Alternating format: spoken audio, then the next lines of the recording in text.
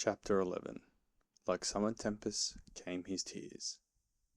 The rat put out a neat little brown paw, gripped Toad firmly by the scruff of the neck, and gave a great hoist and a pull, and the waterlogged Toad came up slowly but surely over the edge of the hole, till at last he stood safe and sound in the hall, streaked with mud and weed to be sure, and with water streaming off him, but happy and high-spirited as of old. Now that he found himself once more in the house of a friend, and dodgings and evasions were over, and he could lay aside a disguise that was unworthy of his position, and wanted such a lot of living up to. "Oh, Ratty," he cried, "I've been through such times since I saw you last. You can't think. Such trials, such sufferings, and all so nobly borne. Then such escapes, such disguises, such subterfuge, and all so cleverly planned and carried out. Been in prison, got out of it, of course, been thrown into a canal, swam ashore, stole a horse, sold him for a large sum of money, humbugged everybody, made 'em all do exactly what I wanted. Oh, I am a smart Toad, and no mistake. What do you think my last exploit was? Just hold on, till I tell you." "Toad," said the water rat gravely and firmly, "you go off upstairs at once, and take off that old cotton rag that looks as if it might formerly have belonged to some washerwoman, and clean yourself thoroughly, and put on some of my clothes, and try and come down looking like a gentleman, if you can. For a more shabby, bedraggled, disreputable-looking object than you are, I never set eyes on in my whole life. Now, stop swaggering and arguing, and be off. I'll have something to say to you later." Toad was at first inclined to stop and do some talking back at him. He had had enough of being ordered about when he was in prison, and here was the thing being begun all over again, apparently, and by a rat, too. However, he caught sight of himself in the looking-glass over the hat-stand, with the rusty black bonnet perched rakishly over one eye, and he changed his mind and went very quickly and humbly upstairs to Rat's dressing-room. There he had a thorough wash and brush-up, changed his clothes, and stood for a long time before the glass, contemplating himself with pride and pleasure, and thinking what utter idiots all the people must have been to have ever mistaken him for one moment for a washerwoman. By the time he came down again, luncheon was on the table, and very glad Toad was to see it, for he had been through some trying experiences, and had taken much hard exercise since the excellent breakfast provided for him by the gypsy. While they ate, Toad told the rat all his adventures, dwelling chiefly on his own cleverness and presence of mind in emergencies, and cunning in tight places, and rather making out that he had been having a gay and highly coloured experience. But the more he talked and boasted, the more grave and silent the rat became. When at last Toad had talked himself to a standstill, there was silence for a while, and then Rat said, "Now, Toady, I don't want to give you pain, after all you've been through already, but seriously, don't you see what an awful ass you've been making of yourself?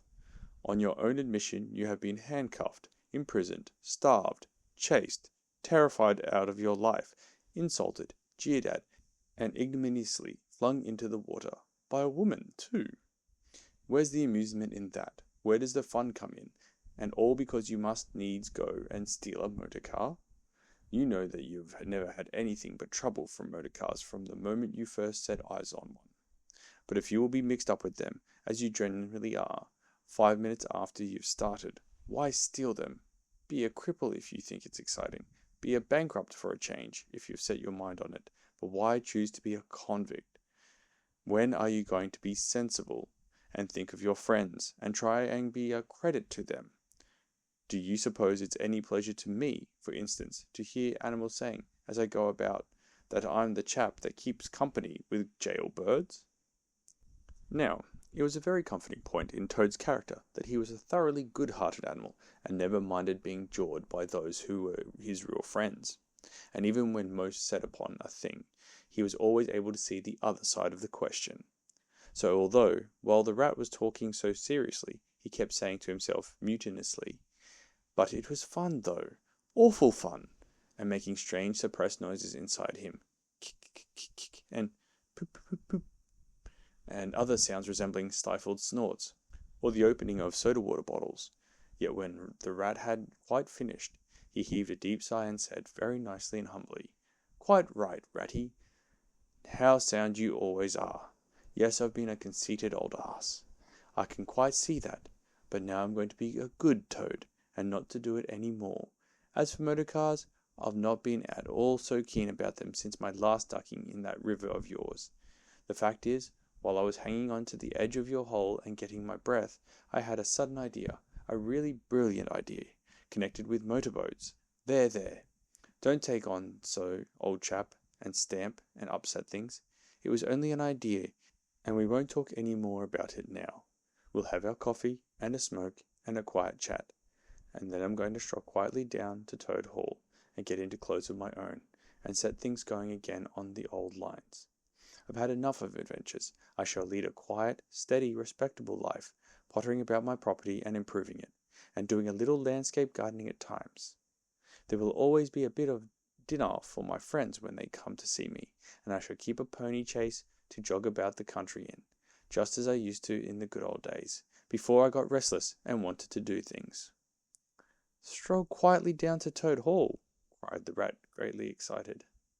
"What are you talking about? Do you mean to say you haven't heard?" "Heard what?" said Toad, turning rather pale. "Go on, Ratty, quick, don't spare me. What haven't I heard?" "Do you mean to tell me," shouted the Rat, thumping with his little fist upon the table, "that you've heard nothing about the Stoats and Weasels?" "What, the wild wooders?" cried Toad, trembling in every limb. "No, not a word. What have they been doing?" "And how they've been and taken Toad Hall?" continued the Rat. Toad leaned his elbow on the table, and his chin on his paws, and a large tear swelled up in each of his eyes, overflowed and splashed on the table. Flop, flop. "Go on, Ratty," he murmured presently. "Tell me all. The worst is over. I am an animal again. I can bear it." "When you got into that trouble of yours," said the Rat slowly and impressively. "I mean, when you disappeared from society for a time, over that misunderstanding about a machine, you know." Toad merely nodded. "Well, it was a good deal talked about down here, naturally," continued the Rat. "Not only along the riverside, but even in the wild wood. Animals took sides, as always happens. The riverbanker stuck up for you, and said you had been infamously treated, and there was no justice to be had in the land nowadays. But the wild wood animals said hard things, and served you right, and it was time this sort of thing was stopped. And they got very cocky, and went about saying you were done for this time, you would never come back again. Never, never." Toad nodded once more, keeping silence. "That's the sort of little beasts they are," the Rat went on. "But Mole and Badger, they stuck out, through thick and thin, that you would come back again soon. Somehow, they didn't know exactly how, but somehow." Toad began to sit up in his chair again, and smirk a little. "They argued from history," continued the Rat. "They said that no criminal laws had ever been known to prevail against cheek and plausibility such as yours, combined with the power of a long purse. So they arranged to move their things into Toad Hall, and sleep there, and keep it aired, and have it all ready for you when you turned up. They didn't guess what was going to happen, of course. Still, they had their suspicions of the wild wood animals. Now I come to the most painful and tragic part of my story. One dark night, it was a very dark night, and blowing hard, too, and raining simply cats and dogs, a band of weasels armed to the teeth crept suddenly up the carriage drive to the front entrance. Simultaneously, a body of desperate ferrets advancing through the kitchen garden possessed themselves of the backyard and offices, while a company of skirmishing stoats, who stuck at nothing, occupied the conservatory and the billiard room, and held the French windows, opening onto the lawn.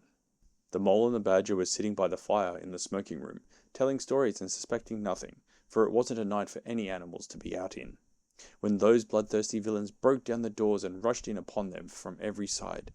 They made the best fight they could, but what was the good? They were unarmed and taken by surprise, and what can two animals do against hundreds? They took and beat them severely with sticks, those two poor faithful creatures, and turned them out into the cold and the wet, with many insulting and uncalled for remarks." Here the unfeeling Toad broke into a snigger, and then pulled himself together, and tried to look particularly solemn. "And the wild wooders have been living in Toad Hall ever since," continued the Rat, "and going on simply anyhow, lying in bed half the day, and breakfast at all hours, and the place is such a mess, I'm told. Eating your grub, and drinking your drink, and making bad jokes about you, and singing vulgar songs about prisons, and magistrates, and policemen. Horrid personal songs, with no humour in them. And they're telling the tradespeople and everybody that they've come to stay for good.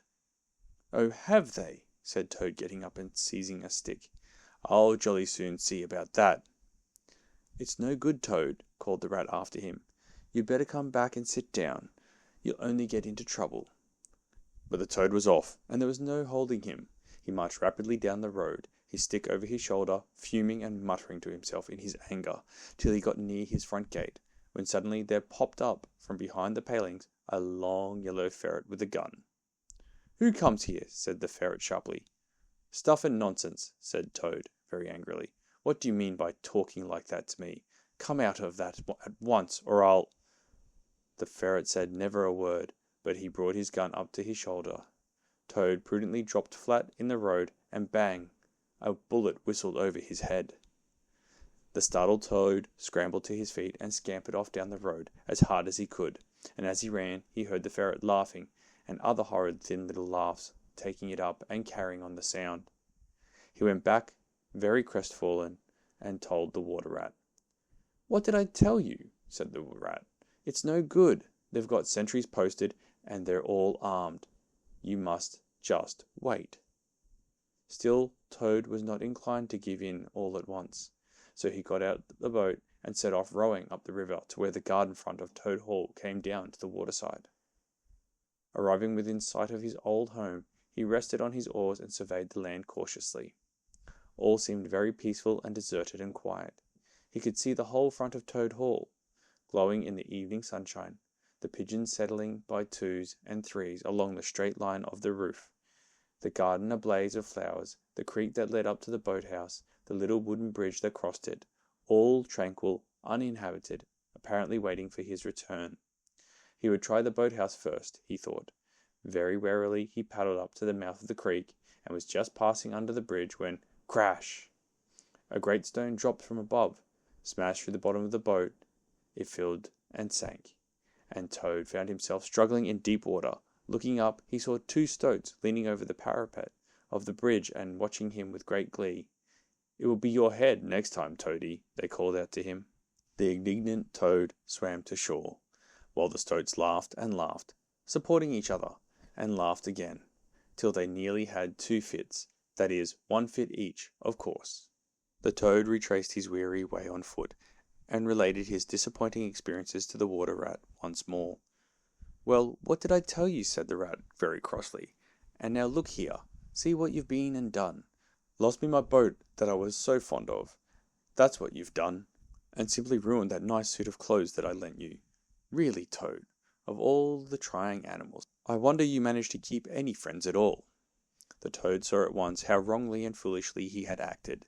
He admitted his errors and his wrong-headedness, and made a full apology to Rat for losing his boat and spoiling his clothes. And he wound up by saying, with that frank self-surrender which always disarmed his friends' criticism and won them back to his side, Ratty, I see that I have been a headstrong and wilful Toad. Henceforth, believe me, I will be humble and submissive, and will take no action without your kind advice and full approval. If that is really so, said the good-natured Rat, already appeased, then my advice to you is, considering the lateness of the hour, to sit down and have your supper, which will be on the table in a minute, and be very patient, for I am convinced that we can do nothing until we have seen the Mole and the Badger, and heard their latest news, and held conference, and taken their advice in this difficult matter. Oh, yes, of course, the Mole and the Badger, said Toad lightly. What's become of them, the dear fellows? I had forgotten all about them. Well, may you ask, said the Rat reproachfully. While you were riding about the country in expensive motor cars and galloping proudly on blood horses and breakfasting on the fat of the land, those two poor devoted animals have been camping out in the open, in every sort of weather, living very rough by day and lying very hard by night, watching over your house, patrolling your boundaries, keeping a constant eye on the stoats and the weasels, scheming and planning and contriving how to get your property back for you. You don't deserve to have such true and loyal friends, Toad. You don't, really. Someday, when it's too late, you'll be sorry you didn't value them more while you had them." "I am an ungrateful beast, I know," sobbed Toad, shedding bitter tears. "Let me go out and find them, out into the cold, dark night, and share their hardships, and try and prove by— Hold on a bit. Surely I heard the chink of dishes on a tray. Supper's here, at last. Hooray! Come on, Ratty." The Rat remembered that poor Toad had been on prison fare for a considerable time, and that large allowances had therefore to be made. He followed him to the table accordingly, and hospitably encouraged him in his gallant efforts to make up for past privations. They had just finished their meal and resumed their armchairs when there came a heavy knock at the door. Toad was nervous, but the Rat, nodding mysteriously at him, went straight up to the door and opened it, and in walked Mr. Badger. He had all the appearance of one who for some nights had been kept away from home and all its little comforts and conveniences. His shoes were covered with mud, and he was looking very rough and tousled. But then he had never been a very smart man, the Badger, at the best of times. He came solemnly up to Toad, shook him by the paw, and said, "Welcome home, Toad. Alas, what am I saying? Home, indeed. This is a poor homecoming. Unhappy Toad." Then he turned his back on him, sat down to the table, drew his chair up, and helped himself to a large slice of cold pie. Toad was quite alarmed at this very serious and portentous style of greeting, but the Rat whispered it to him. "Never mind, don't take any notice, and don't say anything to him just yet. He's always rather low and despondent when he's wanting his victuals. In half an hour's time he'll be quite a different animal." So they waited in silence, and presently there came another and a lighter knock. The Rat, with a nod to Toad, went to the door and ushered in the Mole, very shabby and unwashed, with bits of hay and straw sticking in his fur. "Hooray! Here's old Toad!" cried the Mole, his face beaming. "Fancy having you back again!" And he began to dance round him. "We never dreamt you would turn up so soon. Why, you must have managed to escape, you clever, ingenious, intelligent Toad." The Rat, alarmed, pulled him by the elbow, but it was too late. Toad was puffing and swelling already. "Clever? Oh no," he said. "I'm not really clever. According to my friends, I've only broken out of the strongest prison in England, that's all, and captured a railway train and escaped on it, that's all, and disguised myself and gone about the country humbugging everybody, that's all. Oh no, I'm a stupid ass, I am. I'll tell you one or two of my little adventures, Mole, and you shall judge for yourself." "Well, well," said the Mole, moving towards the supper table. "Supposing you talk while I eat. Not a bite since breakfast. Oh my, oh my." And he sat down and helped himself liberally to cold beef and pickles. Toad straddled on the hearthrug, thrust his paws into his trouser pocket, and pulled out a handful of silver. "Look at that," he cried, displaying it. "That's not so bad, is it, for a few minutes' work? And how do you think I done it, Mole? Horse stealing. That's how I done it." "Go on, Toad," said the Mole, immensely interested. "Toad, do be quiet, please," said the Rat, "and don't you egg him on, Mole, when you know what he is. Please tell us as soon as possible what the position is, and what's best to be done, now that Toad is back at last." "The position's about as bad as it can be," replied the Mole grumpily, "and as for what's to be done, why, blessed if I know. The Badger and I have been around and around the place, by night and by day, always the same thing, sentries posted everywhere, guns poked out at us, stones thrown at us, always an animal on the lookout, and when they see us, my, how they do laugh. That's what annoys me most." "It's a very difficult situation," said the Rat, reflecting deeply, "but I think I see now, in the depths of my mind, what Toad really ought to do. I will tell you, he ought to—" "No, he oughtn't," shouted the Mole, with his mouth full. "Nothing of the sort. You don't understand what he ought to do is. He ought to—" "Well, I shan't do it anyway," cried Toad, getting excited. "I'm not going to be ordered about by you fellows. It's my house we're talking about, and I know exactly what to do, and I'll tell you, I'm going to—" By this time they were all three talking at once, at the top of their voices, and the noise was simply deafening, when a thin, dry voice made itself heard, saying, "Be quiet, at once, all of you," and instantly everyone was silent. It was the Badger, who, having finished his pie, had turned round in his chair and was looking at them severely. When he saw that he had secured their attention and that they were evidently waiting for him to address them, he turned back to the table again and reached out for the cheese. And so great was the respect commanded by the solid qualities of the admirable animal, that not another word was uttered until he had quite finished his repast and brushed the crumbs from his knees. The toad fidgeted a good deal, but the rat held him firmly down. When the badger had quite done, he got up from his seat and stood before the fireplace, reflecting deeply. At last he spoke. "Toad," he said severely, "you bad, troublesome little animal. Aren't you ashamed of yourself? What do you think your father, my old friend, would have said if he had been here tonight, and had known of all your goings-on?" Toad, who was on the sofa by this time, with his legs up, rolled over on his face, shaken by sobs of contrition. There, went on the badger, more kindly. "Never mind. Stop crying. We're going to let bygones be bygones, and try to turn over a new leaf. And what the mole says is quite true. The stoats are on guard at every point, and they make the best sentinels in the world. It's quite useless to think of attacking the place. They're too strong for us." "Then it's all over?" sobbed the toad, crying into the sofa cushions. "I shall go and enlist for a soldier, and never see my dear Toad Hall any more." "Come on, cheer up, Toady," said the badger. "There are more ways of getting back a place than taking it by storm. I haven't said my last word yet. Now I'm going to tell you a great secret." Toad sat up slowly and dried his eyes. Secrets had an immense attraction for him, because he never could keep one, and he enjoyed the sort of unhallowed thrill he experienced when he went and told another animal, after having faithfully promised not to. "There is an underground passage," said the badger impressively, "that leads from the river bank, quite near here, right up into the middle of Toad Hall." "Oh, nonsense," said Toad rather airily. "You've been listening to some of the yarns they spin in the public houses about here. I know every inch of Toad Hall, inside and out. Nothing of the sort, I do assure you." "My young friend," said the badger with great severity, "your father, who was a worthy animal, a lot worthier than some others I know, was a particular friend of mine, and told me a great deal he wouldn't have dreamt of telling you. He discovered that passage. He didn't make it, of course. That was done hundreds of years ago before he ever came to live there, and he repaired it and cleaned it out, because he thought it might come in useful some day, in case of trouble or danger. And he showed it to me. 'Don't let my son know about it,' he said. 'He's a good boy, but very light and volatile in character, and simply cannot hold his tongue.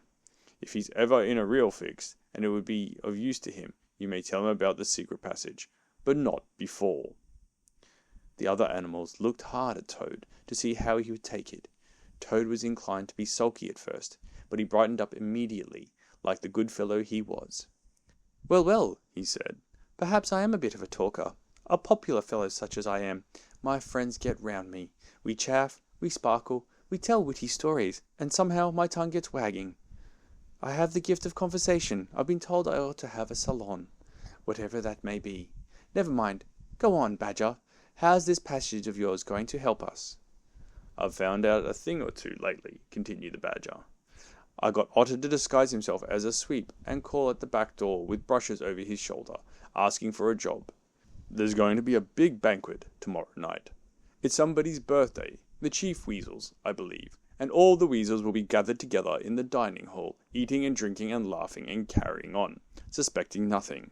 No guns, no swords, no sticks, no arms of any sort whatever." "But the sentinels will be posted as usual," remarked the rat. "Exactly," said the badger.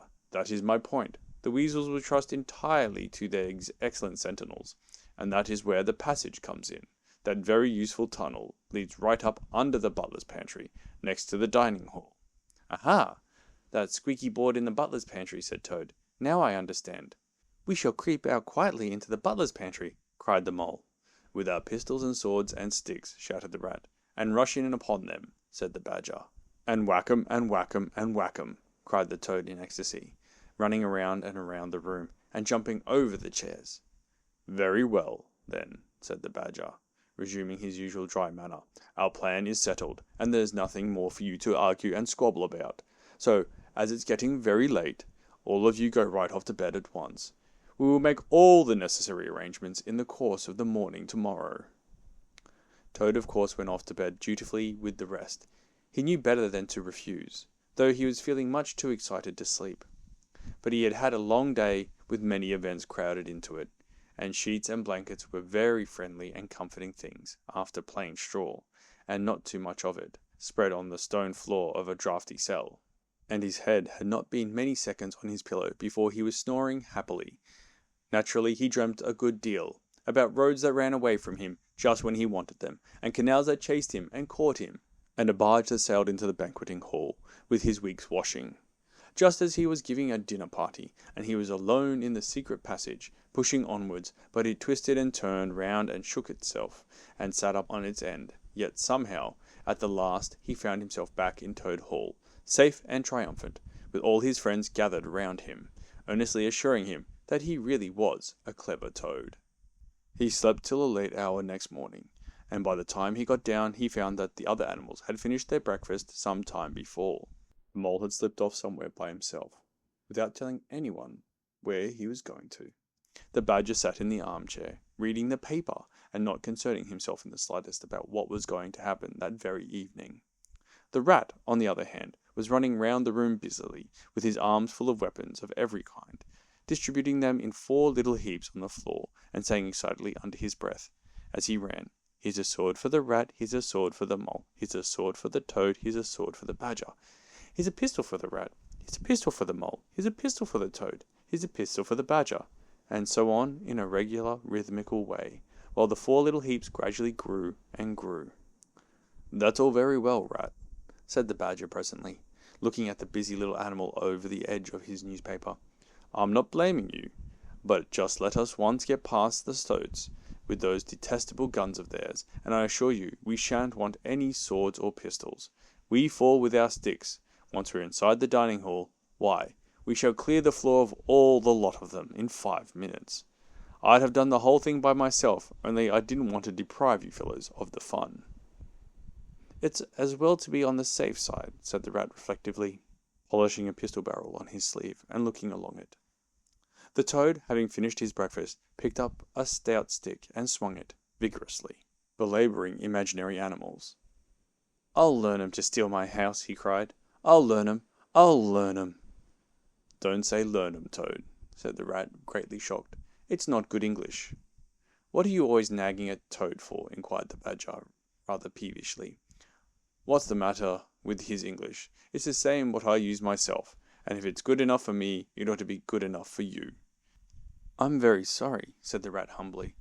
"Only I think it ought to be teach 'em, not learn 'em."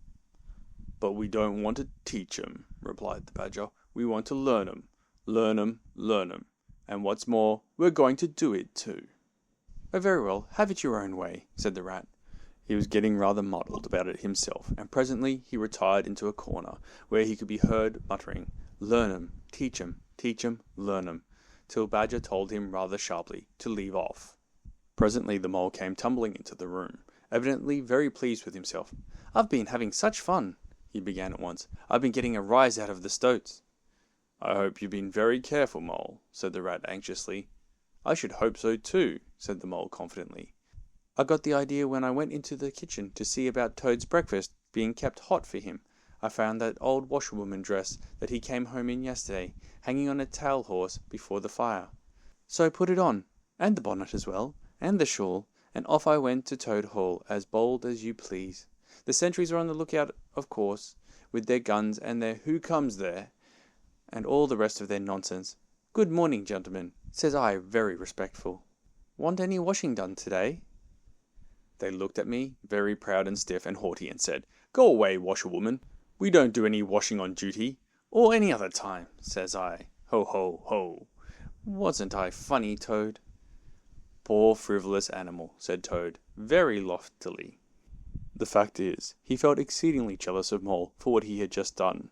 It was exactly what he would have liked to have done himself, if only he had thought of it first, and hadn't gone and overslept himself. Some of the stoats turned quite pink, continued the mole, and the sergeant in charge, he said to me, very short, he said, "Now run away, my good woman, run away. Don't keep my men idling and talking on their posts. Run away, says I.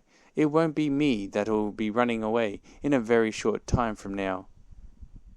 "Oh, Molly, how could you?" said the rat, dismayed. The badger laid down his paper. "I could see them pricking up their ears and looking at each other," went on the mole, "and the sergeant said to them, 'Never mind her, she doesn't know what she's talking about.'" "Oh, don't I?" said I. "Well, let me tell you this. My daughter, she washes for Mr. Badger, and that'll show you whether I know what I'm talking about. And you'll know pretty soon, too. 100 bloodthirsty badgers, armed with rifles, are going to attack Toad Hall this very night, by way of the paddock. 6 boatloads of rats with pistols and cutlasses will come up the river and effect a landing in the garden, while a picked body of toads, known as the diehards, or the death or glory toads, will storm the orchard and carry everything before them, yelling for vengeance.